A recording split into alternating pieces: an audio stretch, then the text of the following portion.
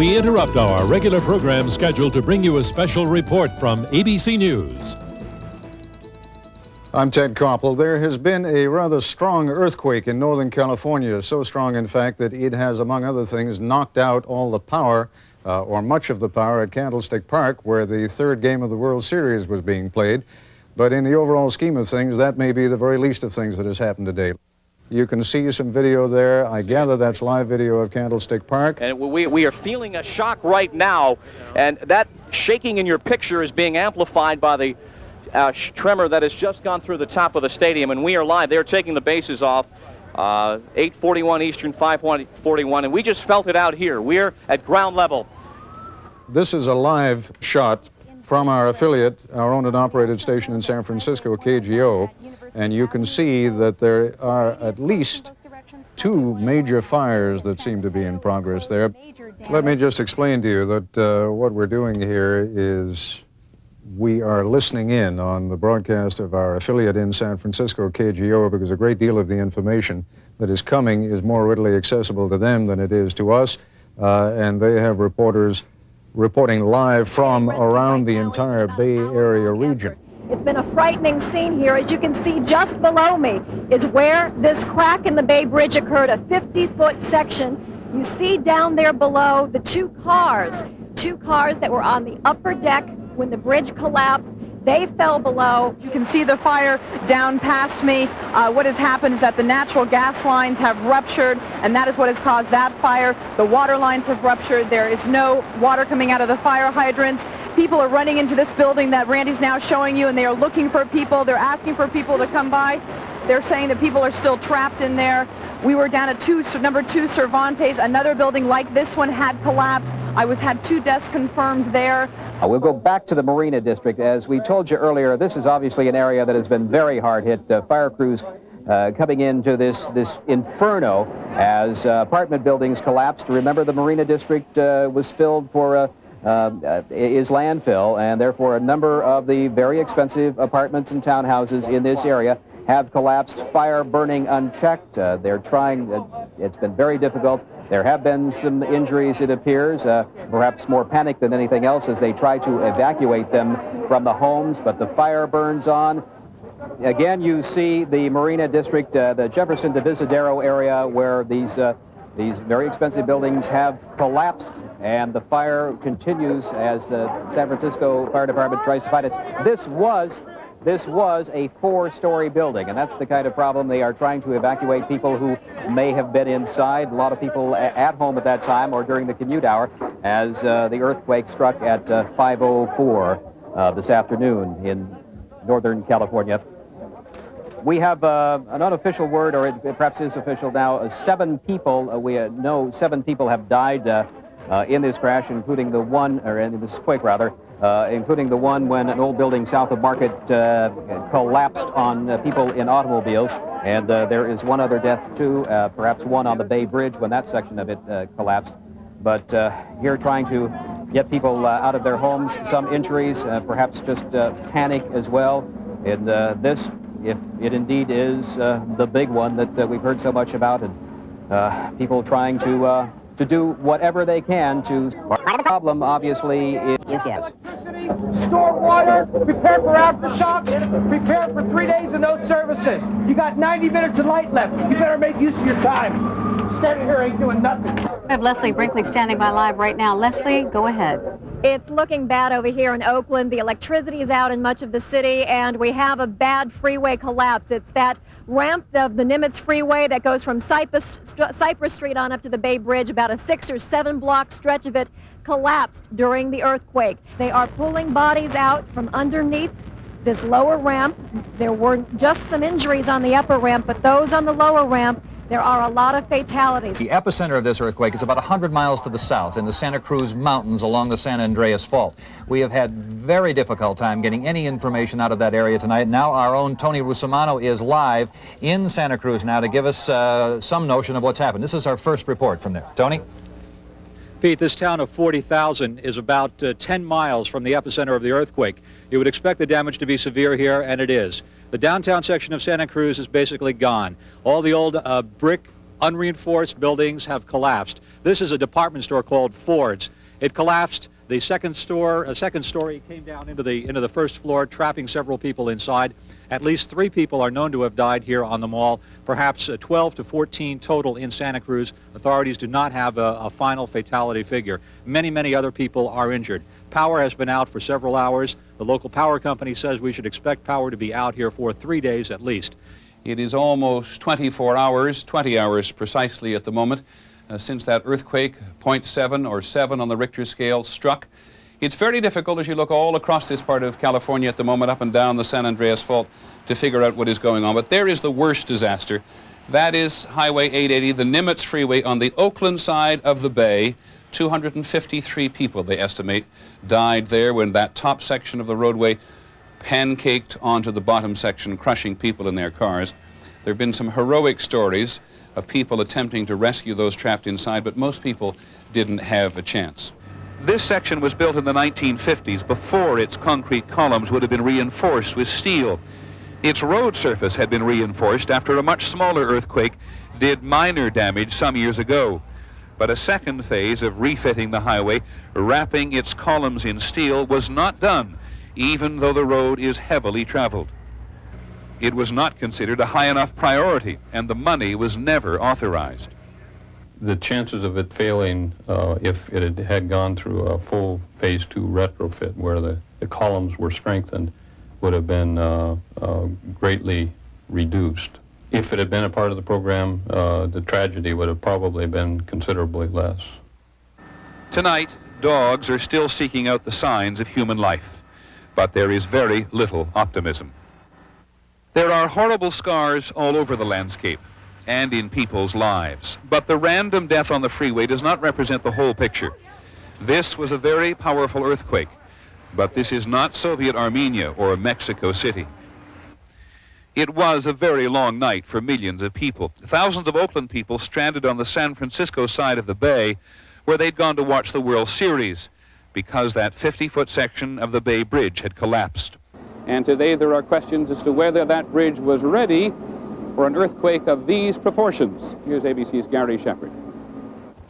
When the 50-foot section of the upper level crashed down on the lower level, it caused extensive damage. This home video was taken by a tourist who had her camera rolling when 2 vehicles approached the missing segment of roadway, and one of them was unable to stop. Gosh! The driver was killed. The Bay Bridge is the key artery connecting San Francisco with Oakland and surrounding communities. It carries 260,000 vehicles a day, 35,000 during the morning rush hour alone. Built in 1936, it was retrofitted in 1976, supposedly to withstand an 8.3 earthquake. Quite obviously, the reinforcement hasn't done the job. I mean, we're going to have to find out what went wrong and give a full explanation to the public. California highway engineers inspected the bridge today, said they have no idea why it failed, and are worried because damage is worse than first believed. The other thing we're concerned about is going in there and then having an aftershock, because it could bring it down. Repairs are expected to take at least a month, so it will be mid-November at the earliest before the Bay Bridge reopens to traffic. Gary Shepard, ABC News, San Francisco. Though the focal point of the earthquake has been San Francisco and Oakland, the epicenter, remember, was at Santa Cruz, 65 miles south of here on the Pacific coast. Between here and there, other cities as well as towns and smaller communities still have all had their own disasters to deal with. Here's ABC's Brian Rooney. This area took quite a shaking. In San Jose, windows rattled and the girls' volleyball team ran from the court in near panic. 45 miles away, Santa Cruz this morning looked from the air like a pleasant seaside town, the amusement park by the shore and the homes clinging to the cliffs over the Pacific. But at least one person died last night here in Ford's department store in the historic business district. The Pacific Garden Mall, as it's known, was badly hit. Many of the quaint Victorian buildings lost walls and windows. This man had just stepped out of a coffee shop to put a quarter in a parking meter. 20 seconds more, I would have been through the door and back where this building collapsed on top of the place I was working where the roof came down and everything. Several cars were crushed by falling trees and bricks. Some businesses were wiped out in seconds, and a few of the buildings so badly shaken they might not be saved. At one end of the street is an old hotel with mostly elderly residents who had to be evacuated. The ceiling began to come down. It was a horrible, horrible feeling. In nearby Watsonville, as it was everywhere, water and power was knocked out, making it hard for hospitals to treat the injured. In the Watsonville Community Hospital, the pharmacy was nearly destroyed. Floors heaved and ceiling panels fell. The staff treated about 40 people for cuts and broken bones. One of the waves of the waterbed threw me towards my window. And instead of taking the window across my chest, I sort of continued to dive through on the front lawn and caught my leg. In Los Gatos, closest to the epicenter of the quake, residents were left today with only 1 day's supply of water. Along Los Gatos Boulevard, every other house was so badly damaged, people just held on to what little they had left. Brian Rooney, ABC News, San Jose. This earthquake was a reminder for everyone in California what the potential is. It was felt as far south as Los Angeles, and for that matter, as far east as Reno, Nevada. This particular section of the San Andreas Fault has never reacted this violently since they've been keeping records. What is it that makes the earth suddenly turn to jello under your feet? Here's ABC's Steve Shepard. Since San Francisco was devastated in 1906, people have feared the San Andreas Fault, a huge fracture in the Earth's surface which makes California susceptible to earthquakes. So huge you can see the fault from space. The fault forms part of the boundary between two of the many continent-sized plates which make up the Earth's crust, plates which are moving. Let's suppose this is Santa Cruz and this is San Jose. They're on different parts of the San Andreas Fault. Santa Cruz wants to move northward, up, but sometimes it sticks, and only when it breaks do you have an earthquake. Land usually moves about 2 inches a year along the fault line. In 1906, it moved more than 22 feet. The power of an earthquake is measured by a machine called a seismograph. It determines how much and for how long a quake vibrates the Earth. The results are given a value on what's called the Richter scale. Yesterday's quake measured 7.0 on the scale, meaning it was a major earthquake. But many seismologists are warning today that this may not be the devastating earthquake that people have been fearing for decades. They point out that the 1906 earthquake would have measured 8.3 on the Richter scale, 10 times more powerful than the quake that shook the Bay Area yesterday. Steve Shepard, ABC News, Washington. Like a rock in a pond, the earthquake sent ripples across America. Not waves, but ripples. In Chicago, 800 people spent the night at the airport. Some of the thousands of travelers momentarily knocked off stride. I just wandered around and dozed and froze. Flights 137 to San Francisco. This morning, that ripple began to disappear. Flight traffic resumed. Meanwhile, the first damage estimates began moving toward the insurance centers of America and beyond, places from which companies will be paying off claims. The ripple effects will be felt in London and so on, so that dollars will be paying for San Francisco from all over the world. Overnight and today, millions of phone calls poured into circuits strained by a torrent of dialing.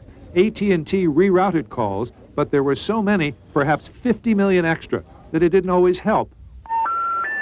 Due to the earthquake in the area you are calling, your call cannot be completed at this time. Please try your call later. In Boston, a radio station collected the stories of those who did get through later. Is it Santa Cruz? Santa Cruz, yeah. He said that was really demolished. It was a way for people to talk about their fear of the unpredictable. He was okay, and apparently things are not too bad in Palo Alto. The quake covered so big an area that many Americans had someone for whom they feared the most. Not knowing didn't damage them psychologically. But with television images so strong, psychiatrists say America has suffered a ripple of stress. John Martin, ABC News, New York. Live from San Francisco, ABC News coverage of the Great Quake of '89 continues. Once again, here's Peter Jennings. All this talk today about how well the region has done, that is to say, how efficient the rescue teams have been, how good the morale of the people have been, is one thing. All this talk about the resilience in the Bay Area of San Francisco and Oakland is another. But getting these two cities particularly to run at the peak of efficiency they're accustomed to is quite another. It's an enormous challenge for the city and for the state and for the federal government. you do not put bridges and highways back together again overnight. Here's ABC's Tom Jarrell. San Francisco. Until last night, this was San Francisco. Until last night. Now it looks like this, and this, and this. How does San Francisco recover? Already there's some discernible progress. Thanks to a professional fire department assisted by volunteers, the fires of last night are out. Although the Pacific Bell telephone system faltered with gridlock, due to the earthquake in the area you are calling, your call cannot be completed at this time. once the overload ended, the phone system was found to be undamaged. Water mains, which snap like matchsticks, will take longer to repair.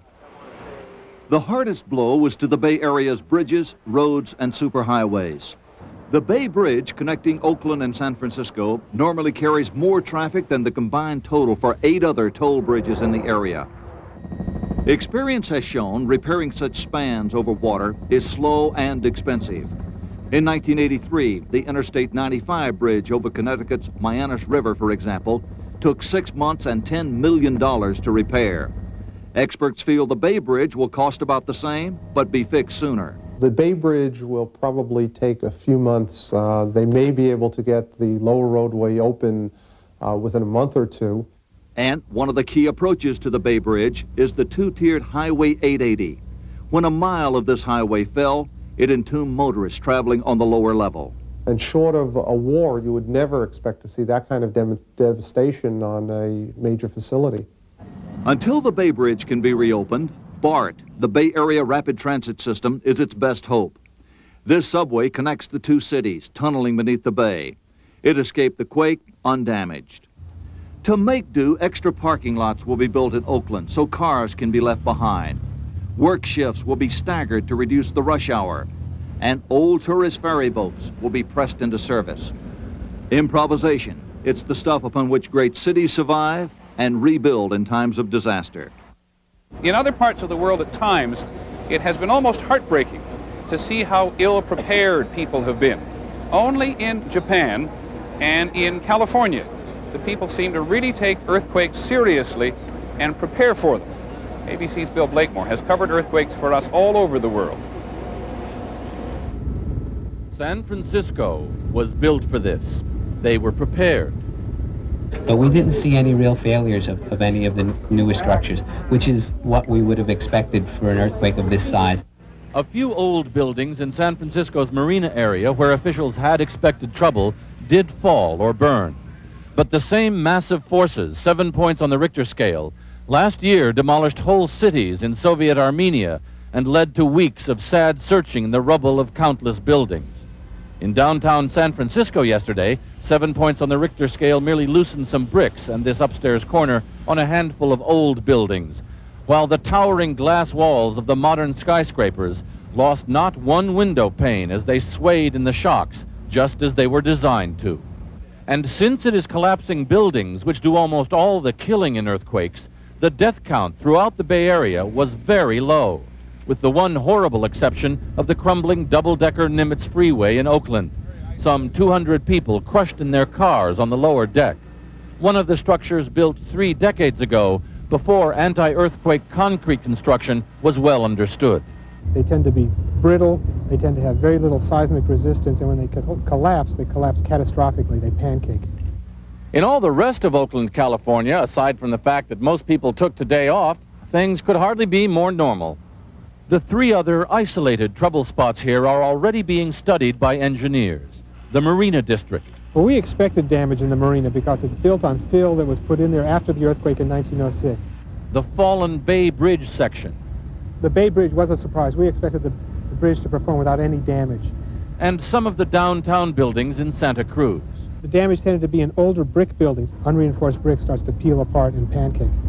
Everywhere else, the Bay Area's years of constantly improving anti-earthquake building codes have paid off. Even water and gas lines, for the most part, held. In the years since the dramatic 1906 San Francisco earthquake drew attention to the San Andreas Fault, a series of smaller quakes have brought lessons slowly enough for engineers to absorb.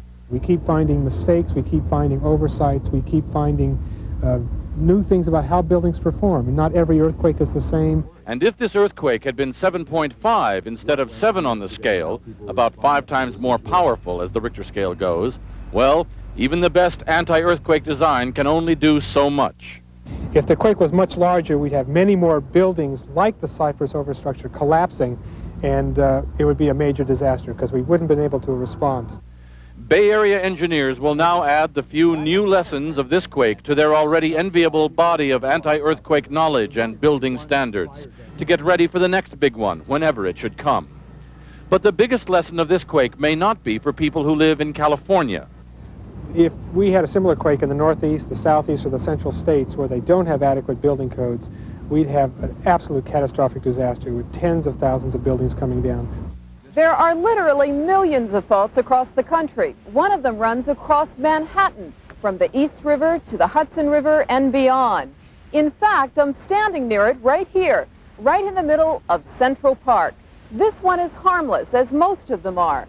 Geologists say they're worried about those few that have moved in the recent past, in the last 50,000 years or so. Of course, the San Andreas, which scars the length of California, is the most active. But the New Madrid zone in the Mississippi Valley is a close second. It regularly sets off little quakes, thousands of them. Experts agree that Memphis is the city most exposed to the threat of a bigger one. Scary, it really is.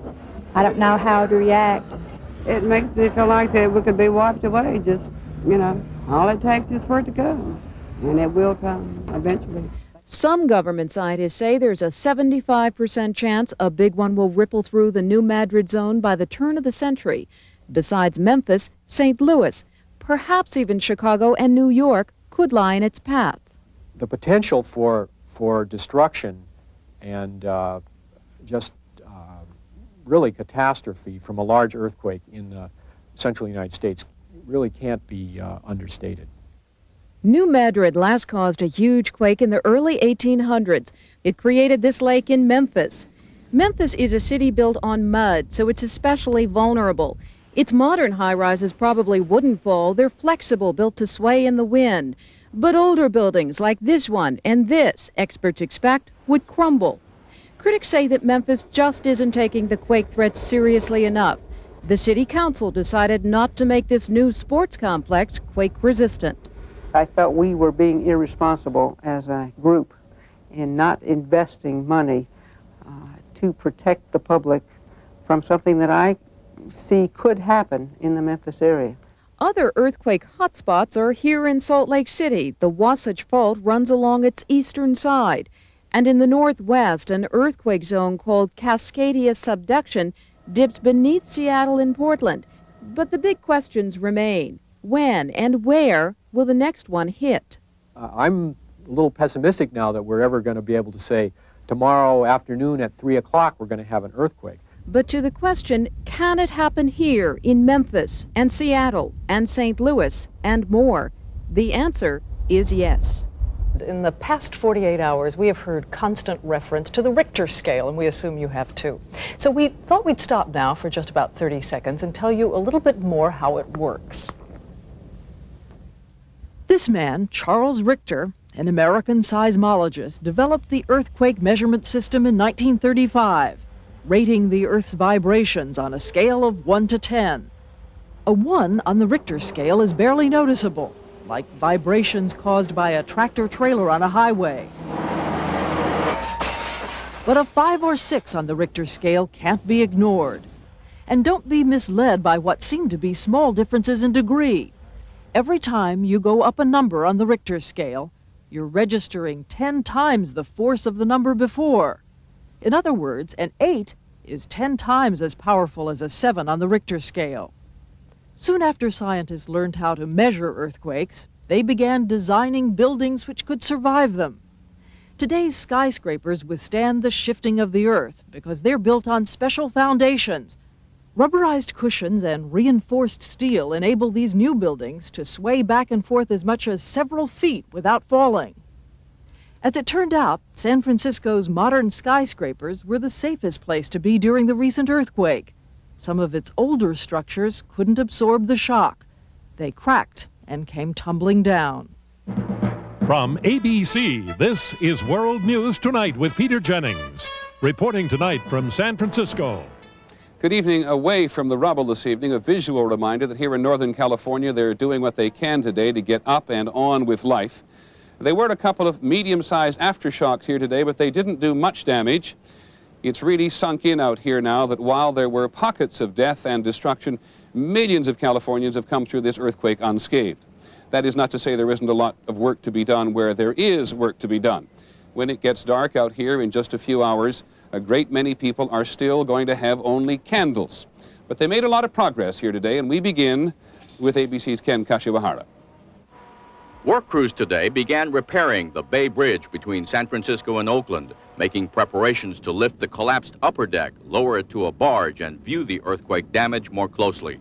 Officials said repairs to the damaged upper and lower decks could be completed in 3 to 4 weeks. Other parts of the city were moving quickly to get back to normal, too.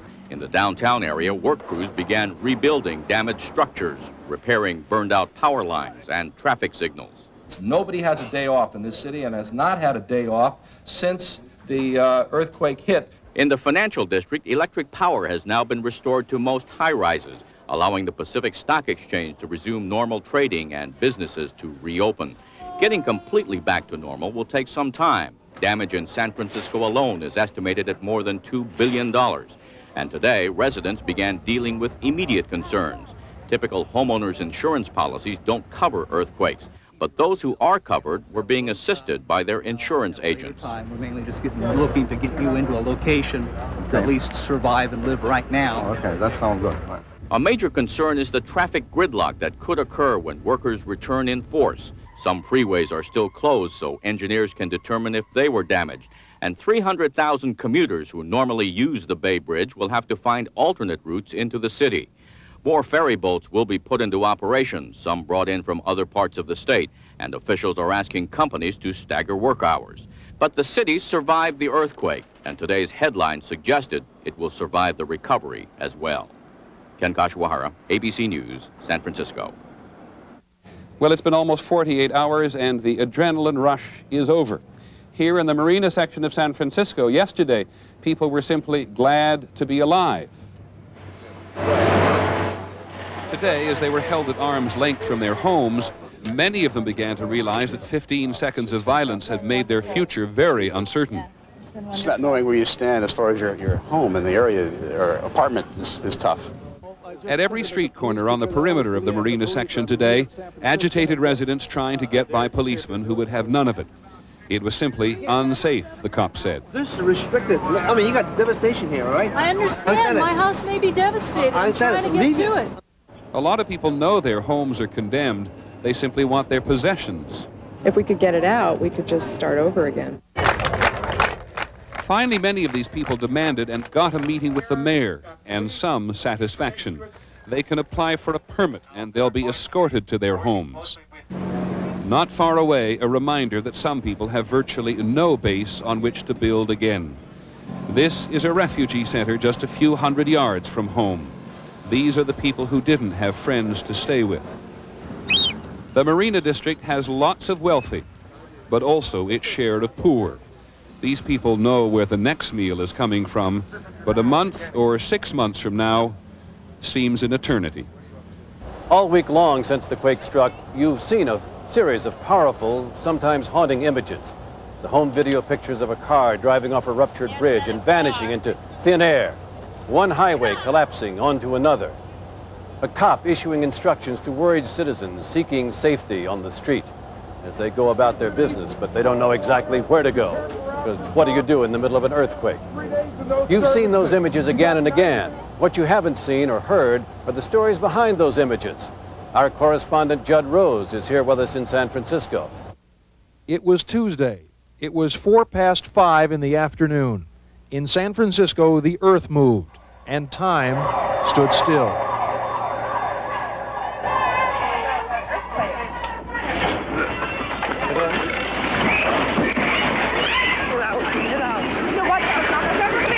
Stay here.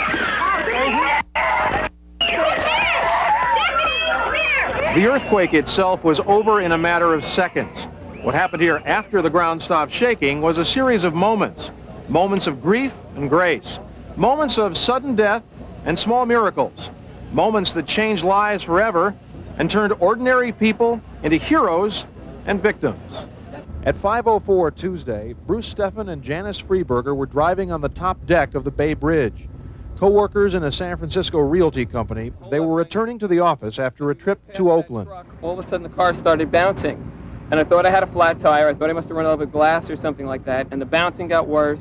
There was this explosion. It sounded like dynamite, and right in front of us, I saw the upper deck split, and what was in front of us stayed, and we started to move down. It just, the ground opened up, the car was heading down, and I had enough time to think that I was dead, that I was going to be dead, that there was nothing underneath me but water, and I was going through the ground. But they were alive, hanging literally by a thread. As the bridge collapsed onto the deck below, the car fell through and caught on a piece of wreckage. I felt like I was in a TV horror movie where any moment the car would go ahead and flip on over into the water. Not far away on the Nimitz freeway in Oakland, it was rush hour. The ground shuddered. The double-deck highway snapped and tumbled into a tomb for hundreds of drivers. A lot of them had their brake lights on. There were some that it looked like, somebody saw what was happening, hit their brakes, and then they came down on them, and the brake was still on. Oakland firefighter David Honegger spent Tuesday night at the scene of the freeway collapse. It was his job to dig through the rubble, look for survivors, and finding bodies, mark the site with the initials DOA. The trouble was that almost all of the cars were smashed down to a foot or two in height. So the odds of anybody surviving it were just minimal. But some did survive, like Kim Lin, a salesman. He was returning from a call when the freeway fell on him. He doesn't remember a thing. Lived here my whole life. I always figured someday there would be an earthquake, but someday wasn't going to be the day that I was underneath there. For most outside the Bay Area, the first word of the disaster came as they tried to tune in the third game of the World Series. The game never happened, of course. Instead, Candlestick Park wobbled and swayed, terrifying fans and players. Oakland A's pitcher Storm Davis frantically waved for his wife and baby to join him on the field. I was panicking. I thought that, the Candlestick was going to just cave in. But finally they got down there to me. I was able to take our baby from my wife and felt somewhat relieved. At that moment, Maria Goldinger was heading home from work on the lower deck of the Bay Bridge. Suddenly, traffic came to a dead stop, and people fled their cars. I get out of my car, I get the dog out of the car, and I scream to this guy. I go, "What is happening?" And he says, "Run! The bridge is caving in." I could not even comprehend what was going on. I visualized the bridge caving in, and it kept coming closer and closer to me, but still I knew all I could do was run, and all I could depend on was my legs, so I just kept running, and everybody else kept running. Everybody, including Bruce Steffen and Janice Freeberger. They'd finally managed to free themselves from their car and were running for safety, even though Janice had severe injuries, including a broken chest bone and a badly cut leg. How were you able to walk? Fear. I wanted off the bridge. I wanted away from there. Janice Freeberger walked away from her brush with mortality. Almost no one walked away from Highway 880. One of those working tirelessly to free the living and find the dead, fireman Dave Peterson. On the job after the quake, he learned that his son, also a firefighter, was missing. There was a group of them that I saw that were talking briefly, and I knew that they were talking about me or my son, and one of them came over and said that they did find him. He was alive. Tim Peterson was found trapped in the very ruins his father was searching. At one point, they couldn't free his legs, and I know my son asked for them to cut him off so that they could pull him out. In the end, Peterson was pulled out, hurt, but his legs intact. A small victory amid a major tragedy. A moment of heroism amid a week of horror. Moments amid the madness that would end some lives and change others forever. It's like a whole new life. It's not the same life I had before. I died back on the bridge, I don't know what I'm going to do. I figure at some point something's going to happen where I'll have a chance to do good and I'll say, this is what this was all about. This is why I'm still here. From ABC, this is World News Tonight with Peter Jennings. Reporting tonight from San Francisco. Good evening. When the president comes to see for himself, he is meant to symbolize the feeling of a nation that people are hurting in the wake of a disaster. When the president comes to see for himself, he is the symbol of the federal government and the money that people need to get their lives back together again. The president was only here for a few hours today, but what he has seen and what he thinks the federal government should do as a result are the news tonight. We begin with our White House correspondent, Britt Hume. He had come to show not only his personal concern, but that of an administration stung by criticism of its response to Hurricane Hugo. After walking alongside the collapsed freeway where many bodies still remain, the president seemed genuinely affected. Well, I'm deeply moved by this, deeply moved by it. Sad in some ways, and yet genuine appreciation for the way this community is pulling together, this state. Mr. Bush later saw from his helicopter the caved-in section of the Bay Bridge. He stopped briefly in San Francisco to speak to officials, including the mayor, who was so critical of Vice President Quayle's visit here. The mayor felt differently about this one. We are all grateful for his response. He is doing exactly what we want. He's listening carefully and giving us the kind of responses that we want to hear. But as the president saw later in Santa Cruz, the property destruction is widespread and the bill will be steep. Already, House Democrats are talking about $2.5 billion federal dollars.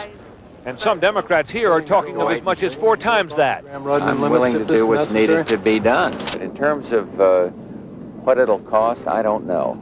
This is the sort of thing this president may encounter again and again. He's worried about the budget deficit.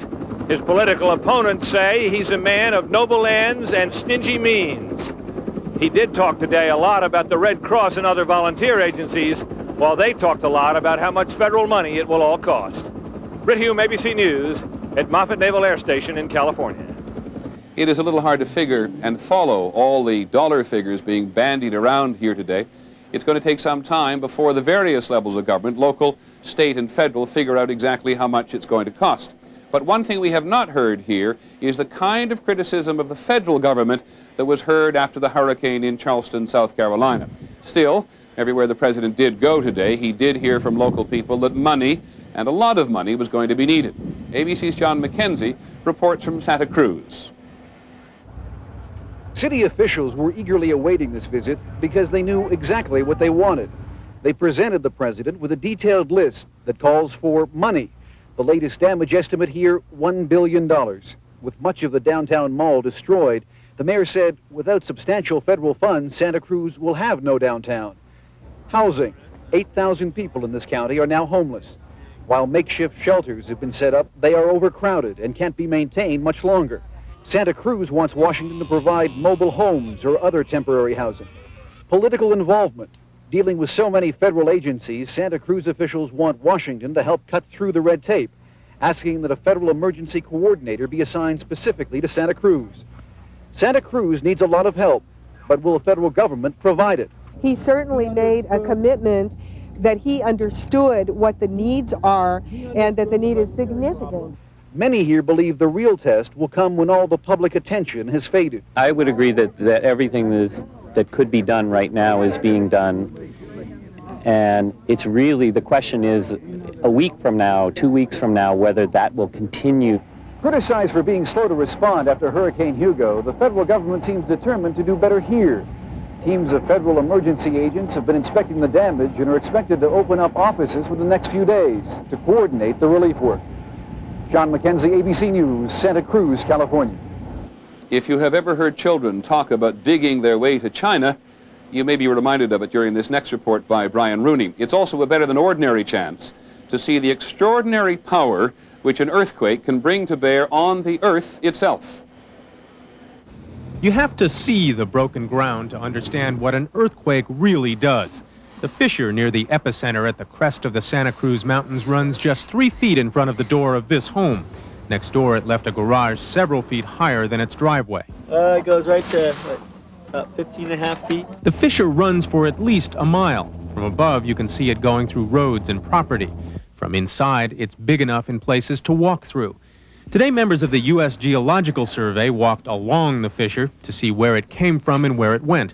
It's like figuring out pieces of an Earth-sized puzzle. It gives us information for avoiding the fault in terms of building, and it gives us information that we can use for long-term forecasting.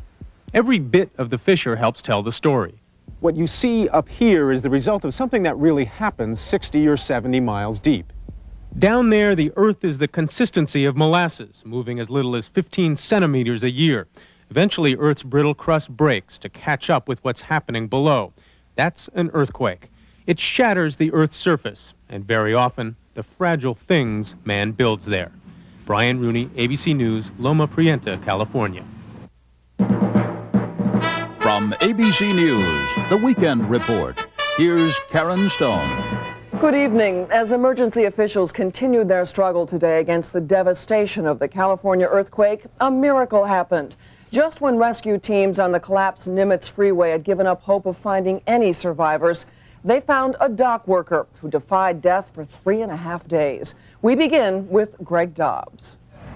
Buck Helm is a very lucky man to be alive. He is bruised and after all the time trapped, dehydrated, but no major external injuries. What kept him from escaping from his silver Chevy was the car itself. An iron beam had crushed it about a foot in front of him. The doors were jammed, the roof was smashed.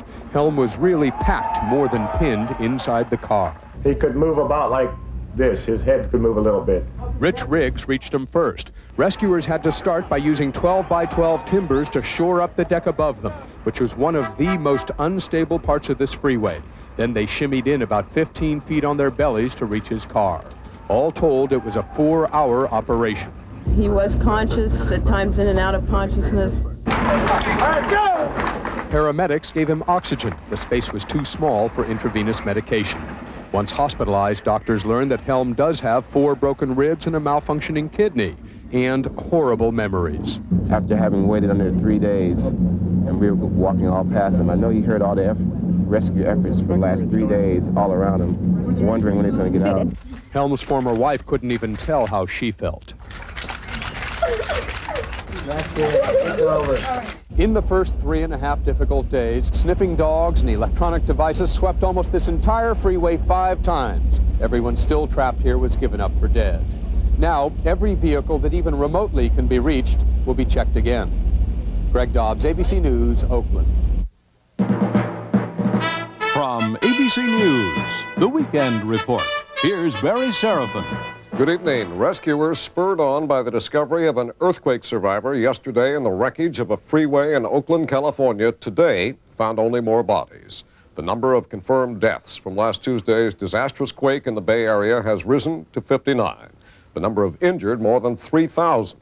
And as Gary Shepard reports, that crumpled freeway is now the source of new concern. 150 residents of 2 apartment buildings adjacent to the Nimitz freeway in Oakland were ordered evacuated today after authorities said one section of the double-decked highway that had not yet collapsed had begun to shift, that it was extremely unstable, and it too was in danger of coming down. Park out here. We're allowing nobody in here because we're evacuating the area. The evacuees were taken to a nearby shelter. The longshoreman rescued from the freeway rubble yesterday, 57-year-old Buck Helm, showed some slight improvement at a local hospital, but remains in critical condition with multiple injuries and kidney failure. As demolition crews continued the job of tearing down unsafe buildings, federal officials opened 7 disaster centers where thousands of quake victims have begun applying for assistance. I have a business that's been totally disrupted, so I just want to see if there's a loan. I understand they do have loans. A decision that the World Series would resume later than originally planned was also made public. I'd like to announce that we are going to play at Candlestick starting Friday night, Saturday, and Sunday, and we will go to Oakland, if necessary, Tuesday and Wednesday. Construction crews began removing that damaged section of the San Francisco-Oakland Bay Bridge during the day. Repairs are expected to take until Thanksgiving to complete. Tomorrow will be the first full workday in this city since the earthquake, and with the Bay Bridge and other major arteries closed down, authorities are bracing for what they expect will be gridlock as tens of thousands of people try to get to their jobs. Traffic on 780 southbound heading for the Benicia Bridge was jammed up all the way. With the worst storm of the season hitting at the height of the morning rush hour and the Bay Bridge closed, it should have been the traffic gridlock everyone had expected, but it was not. Except for isolated areas of congestion, the commute was smooth. For Alberto Alvarez, in fact, it was better than ever. I had never, ever seen this traffic this light. There were several reasons for it. Commuters carpooled. Many went to work earlier than they normally do. They used the Bay Area Rapid Transit System, which handled twice the usual number of riders. And they came across San Francisco Bay on ferry boats, some vessels brought in from other parts of the state to handle the increased load. It was delightful. Not only should more people take it, it should be institutionalized. In Santa Cruz, near the quake's epicenter, the storm threatened to make an already bad situation worse. Heavy rains threatening to cause even more landslides. The Highway Patrol escorted motorists over Highway 17, connecting Santa Cruz with the rest of the Bay Area. And gale-force winds from the storm knocked over trees and power lines, causing more power outages. In San Francisco's Marina District, work crews were out in the rain repairing water mains, power and gas lines, attempting to restore services to this city's most devastated area. And residents were out too. Beth Romer spent the morning picking through what is left of her apartment, trying to salvage whatever she could in a mountain of debris. Financially, it's probably not worth doing this. Emotionally, I need to do it. It is a reminder, while most people have been inconvenienced by the earthquake, some have had their lives torn apart. Ken Kashwahara, ABC News, San Francisco. I walked in this front door and looked at the house, and I felt immediately, this is my house. That was 47 years ago. Ever since then, this has been Kay Taylor's home. It has always felt safe. We have had good health and good friends and a wonderful, really a wonderful life here. Look at that. It is a very peaceful house, and there was a feeling about it that we felt, and even when the earthquake was at its worst and I was bouncing around upstairs, I really was not, the house is not going to hurt me. Indeed, the house kept daughter Lisbeth from injury as she dived under the bed in her room on the 3rd floor. And it did no more than briefly trap Kay. I couldn't get out of the kitchen because no door would open. They were all jammed. The floor started buckling up like this. What would you most like to get out of there? Well, my Steinway piano, the 12-foot Victorian mirror, and my grandfather's letters from Burma. And for heaven's sakes, the rest of my clothes and a toothbrush. Yes, it was wrecked, even though, to its occupants, it looks as if it could be fixed. Yeah, but I still believe it could be done. Well, I'm an architect and I'm a builder and I specialize in remodel work, and I can guarantee you right now that you can't afford to put that one back together again. Yes, it's only a matter of days before the bulldozers push over this grand place, the Taylors' home since the early 40s, where both their daughters were married, sweeping down the staircase in their gowns. It is a wonderful place for entertaining. It's a great house to have parties in. We're not gonna, we wouldn't think of having a bulldozer come and just tear it down. I just couldn't bear that. Thanks for being interested. Judd Duval, ABC News at 55 Hernandez Street in Los Gatos, California. Finally, from here in San Francisco this evening, something of an answer to that perennial question asked by people from elsewhere of San Franciscans. If you know there's a pretty good chance that there's going to be an earthquake in your front yard, that there's a serious chance you'll lose your home or even your life, why not live somewhere else? Here's ABC's Charlie Murphy. They're living on the streets of San Francisco, and some are living on the edge. Now it's crazy. It's gotten to the point where I want to get out of the state. Well, maybe, but most here have no intention of leaving. To some, it's just a roll of the cosmic dice. If you're lucky enough not to get hit too hard by it, you'll be okay. You're not leaving? I'm not leaving. So why do people want to live in this place? Why does anyone want to live on a giant bowl of Jell-O? I was born, I'm going to die here. This is my hometown. It's the lifestyle they like. the sunshine and beautiful year-round climate. The killer quake is just a small risk in the long run. I wasn't around here for the last one. I don't expect to be around for the next one either. Dr. Ellison Quinlan lived through 2 big ones in San Francisco, including the 1906 quake. He's old family, and pioneers don't leave. They cut down the trees, they dug up the brush, moved the rocks, and they made it what it is today. Norma Cott lived here for all her 82 years, her friend Vera Ryan the last 30. These golden girls went back to their darkened apartments and found a mess, though no heavy damage. But it'll take more than this to scare them off. Well, I can put up with an earthquake every now and then, and if it takes me, I've lived a full life. That's it. See? So living on the edge may not be so bad. To these people, it beats living in New York. Charles Murphy, ABC News, San Francisco.